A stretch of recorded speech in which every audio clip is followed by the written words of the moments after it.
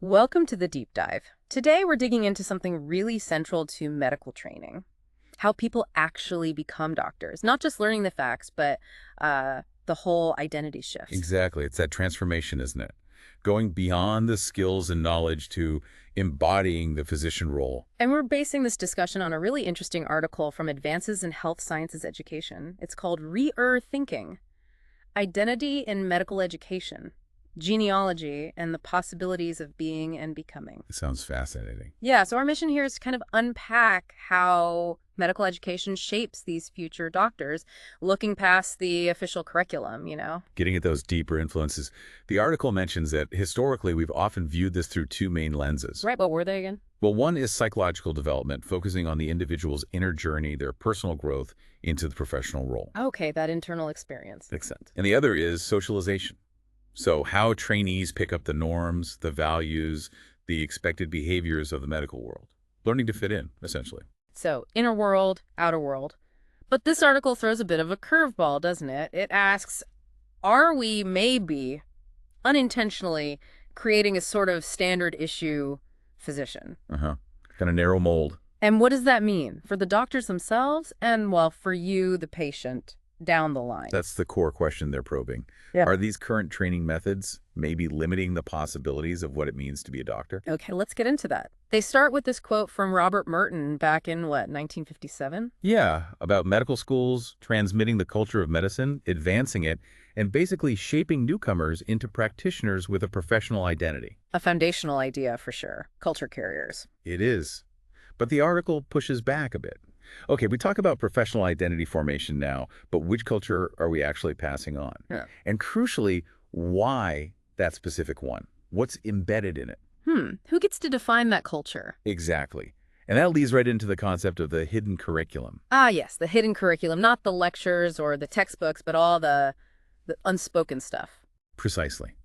The implicit messages, the norms, the power dynamics you absorb just by being in that environment, the hospital, the clinic, the med school itself. It's like learning the unwritten rules. And the concern raised is that these homogenizing forces, these sort of standardizing practices, might just gloss over the huge diversity students bring their economic backgrounds, cultural roots, race, social experiences. So you end up aiming for this kind of value-neutral doctor. That seems to be the potential outcome discussed. But, is neutrality really neutral? Or does it just default to a dominant perspective? Good point. It can end up marginalizing experiences that don't fit the default. Right. The article uses this really interesting phrase, medicine sometimes acting as a culture of no culture. A culture of no culture. What does that mean in practice? It suggests a kind of blindness, maybe, to how things like age, gender identity, class, race, disability, even what you studied before medicine, how all that shapes who you are and how you learn to be a doctor. So by claiming neutrality, it potentially ignores the very real influence of dominant cultural norms. That's the critique. And they specifically argue that our current models for understanding professional identity might not really capture what it's like for physicians from minoritized and racialized groups. Which, when you think about it, makes total sense. If the unwritten rules are based on one group's experience, others are bound to feel a disconnect. And that disconnect has a name in the article, identity dissonance. Identity dissonance. Tell me more about that. Imagine you're a trainee and your personal values, your background, your sense of self. It just doesn't quite line up with the implicit expectations of the profession you're seeing around you. That sounds incredibly stressful, like you're being asked to be someone you're not. Exactly. The article calls it a disconcerting internal experience of conflict. It's not just uncomfortable. It can be genuinely harmful, impacting self-worth, potentially even career paths. And as a patient, you want your doctor to be whole, not torn by internal conflict, right? Absolutely. It really puts the onus back on medical educators, doesn't it? To look critically at the systems they've built. Yes, to constantly ask, what messages are we actually sending, intended or not? Because there's this tension, right? The profession needs some shared standards to function. Of course. Yeah. You need common ground, common language. But you also need doctors who can think critically, who can challenge things when needed, adapt to new healthcare challenges, educate for resistance even. Finding that balance is key. The need for norm adoption versus the need for transformation. So how do we get a better handle on all this? The article introduces genealogy, not like tracing your family tree, I assume. No, different thing entirely. It's drawing on thinkers like Foucault and Nietzsche, too. It's a method, really, Mm. a critical way to look at how these professional identities get formed. Okay, so how does it work? What's different about it? Instead of just accepting current practices as normal, Hmm. genealogy digs into their history. It asks, how did this way of doing things become the standard? What power dynamics were involved? What alternatives got left behind? It sounds like peeling back layers of history. Kind of. It critically examines how these norms got established and how they shape learners today. The article mentions Foucault's term, effective history, workless history. Effective history. What's the gist of that? It means focusing on the mundane, the everyday stuff we take for granted, the things that seem like they don't have a history. Think about ward rounds or how assessments are done. Things that just seem the way things are. Exactly. Genealogy wants to uncover the history of those things, the struggles and shifts that made them seem normal. Foucault talked about studying what we tend to feel is without history. You know, that casual dismissal by a senior resident. Where did that practice come from? Does it serve a purpose now? Does it serve you, the patient? Making the familiar strange so you can actually see it clearly. You got it. And by doing this, genealogy aims to write a history of the present. It's about understanding that the way things are now isn't some inevitable endpoint of progress. Right. It wasn't just a smooth, linear path to the best possible system. Genealogy suggests it's often messier than that, more contingent, shaped by power struggles, accidents, reinterpretations. It helps us see how certain ways of being a doctor became dominant, while others were pushed aside or made impossible. So it challenges that idea of neat, tidy progress. Definitely. It emphasizes the contingency of the present. Okay, so if genealogy is the approach, what tools does it use? The article mentions critical distancing. Yeah, critical distancing is basically taking a step back. It's about shaking off the assumption that our way of doing things right now is the only way, or the natural result of history. Like questioning the status quo. Exactly. The article uses competency-based medical education, CBME, as an example. It's easy to frame CBME as the next big step forward, right? Like they quote someone calling it the Flexnerian revolution of the 21st century. High praise, comparing it to the Flexner Report, which massively reshaped medical education a century ago. For sure. But genealogy encourages us to pause. Is it really just smooth progress? Or is history more, well, lumpy, discontinuous, marked by sudden shifts, maybe related to power dynamics changing? They use an earthquake analogy, I think. Yeah, like major discursive shifts can be like earthquakes, sudden, restructuring the landscape, not always predictable or planned. That's a powerful image. So critical distancing isn't about judging CBME as good or bad. Not primarily. It's about understanding how this current landscape with CBME prominent in it came to be, and what effect that landscape has on the possibilities for learners who can thrive in this environment, who might struggle. Got it. Then there's this other term, the dispositive. Sounds a bit academic. It does, but the concept is really useful. Think of a dispositive as like the whole operating system behind a practice like CBME. It's not just one thing. Okay, break it down. What's in this operating system? It's a whole mix. The official talk and ideas around it, like the discourse of competence and outcomes, the institutions involved, like medical schools, regulatory bodies, the actual policies and laws, even architectural layouts, plus the underlying assumptions and philosophies. It's the whole network. So it's everything that works together to make CBME, for instance, happen and seem logical. Exactly. And these dispositives aren't floating in space. They emerge in specific times and places, usually to tackle perceived problems. Like the Canadian CBME example in the article, what problem was that responding to? Well, partly it was about ensuring physician competence for modern healthcare, responding to public expectations. But the article also points to specific historical context in Canada, like a physician strike back in the 80s and maybe shifts in public trust, things like that. So these larger societal pressures helped shape the drive towards something like CBME. Plausibly, yes. And the article maps out the Canadian CBME dispositive quite clearly. You've got the discourse itself, all the talk about performance and outcomes. Then the policy frameworks, like CanED's. Which they mention is huge, not just in Canada, but globally now. Absolutely. CanM is a major player. Then you have institutional shifts. The Royal College developing CanMs and rolling out competence by design, CPD, across, 67 specialty programs? Wow, 67 programs. That's a massive structural change. Huge. And you've got the CanMs Consortium, 12 other big medical organizations in Canada embedding this framework, plus new accreditation systems like Canara designed around CBME. and even international groups collaborating. It sounds like an incredibly interconnected and mutually reinforcing system. That's exactly the point of mapping the dispositive. You see how all these elements, discourse, policy, institutions, international trends, link up and strengthen each other.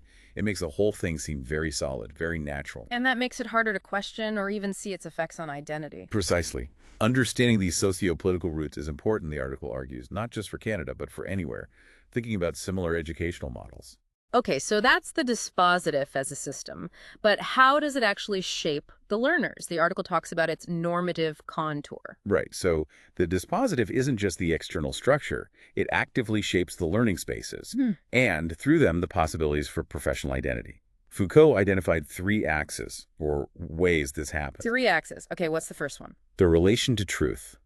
This is about the beliefs learners internalize. Part of it is the obvious stuff, like the biomedical worldview, but it's also the unspoken assumptions about what makes a good physician. Ah, those implicit ideals again. Maybe aligning with certain demographics or backgrounds, as mentioned earlier. That's a concern raised in the source, yes. Potential alignment with historically dominant identities, like white, male, affluent, ableist norms, perhaps unintentionally. Okay, relation to truth. What's number 2? Relation to power. This is about the techniques used to regulate behavior. The article uses CBD's assessment methods as an example. Constant observation, feedback, assessments tied to milestones and EPAs, all derived from CanMeds. So, the way students are watched and evaluated literally guides how they act and learn to practice. It heavily influences it, yes. These techniques are powerful socializing forces. They don't just measure competence, they shape it according to the framework's definition. Makes sense. And the third axis? Relation to ethics. This is about how learners work on themselves to become professionals. The potential issue here is, if a system like CBME is presented as the unquestionable good, the best way forward, then maybe learners don't develop the habit of critically reflecting on its effects, on themselves or the system. That's the concern. If you're told this is the way, you might be less likely to question if it's the best way, Right. or what its unintended consequences might be. It potentially limits that space for critical self-formation. So genealogy, by looking at these broad forces, truth, power, ethics, gives a different view than just focusing on how individuals participate in a group, like in a community of practice model. Exactly. It zooms out. The article brings in Ian Hacking's idea of historical ontology here. Historical ontology, another big concept. Yeah, but the core idea is simple. Instead of just looking at how character forms, look at the space of possibilities for character formation available at a particular time. What kinds of people could you become within that system? So the dispositive creates this outline, like a silhouette, and learners feel pressure to fit into that shape to be seen as legitimate. That's a great way to put it, the normative outline. It defines what a recognizable, acceptable physician looks like within that system. Okay, so after mapping all this out, the final genealogical tool mentioned is problematization. Right. Once you've described the system, the dispositive, its history, its norms, you move to identifying the tricky bits, the potential difficulties, the things that seem problematic or somehow unintelligible. It's about finding the pressure points, the areas ripe for questioning. Exactly. Turning the description into critical questions. Now, the article is fair. It acknowledges that CBME in Canada does talk about professional identity. The CanMed 2015 professional role includes competencies like professional behavior, self-awareness, managing demands. So identity isn't totally absent from the official framework. No, it's there. But the authors ask, how effectively can you implement these broad ideas without really understanding the deep sociocultural and political currents shaping the whole experience? Saying be self-aware is one thing. Understanding how the training environment might actually hinder self-awareness for some people is another. Precisely. And they find it noteworthy that CBME addresses identity at all, given its initial strong focus, seemed to be on the doing aspects, on observable competence. That is interesting. It evolved. It seems so. And this connects to another concept, governmentality. Okay, governmentality. What's that about? It's about how power operates subtly, often by aligning individual goals with the goals of the system or social order, managing possibilities, encouraging certain behaviors by framing them as being in the individual's own best interest. So making people want to act in ways that uphold the system. Kind of. And the risk, the article suggests, is this insatiable management of social spaces. With CBME, for example, could the intense focus on measuring and managing specific competencies inadvertently create pressure to conform to a very particular type of doctor, maybe squeezing out other valuable qualities that are harder to measure? A potential side effect of trying to ensure competence through detailed management. It's a question worth asking. But again, the authors stress this isn't deterministic. Learners have agency. Other things influence them. Genealogy isn't about throwing CBME out. It's more about fine-tuning, continual alignment. Exactly. Making sure the system serves the needs of learners and the public. Recognizing that solutions often create new problems. Genealogy helps to ask, is a system, perhaps shaped by events from decades ago in one part of Canada, fully equipped for the diverse national healthcare needs of today? And crucially, could it be unintentionally narrowing the idea of who gets to be and how they get to be a physician? This has been really eye-opening. So if we boil it down, the big message is that using genealogy helps us see that medical education practices, even the ones we think are just normal, have a history, and that physician identity isn't fixed, it's shaped by its time and place. Absolutely. Who you can become as a doctor changes. What worked or seemed right in the past might not fit today's needs. Exploring identity means looking hard at those forces of knowledge, power, and ethics shaping trainees. That I, in identity, is tangled up with the possibilities of its historical moment. And understanding the dispositive, that whole network of influences, helps us zero in on where change might actually be needed and possible. It gives us a map, in a way. It doesn't tell us exactly where to go, but it shows us the terrain, empowering us to think about what we might do, rather than just accepting what is. It's quite telling that the authors identify themselves as Canadian physicians and educators involved in CBME.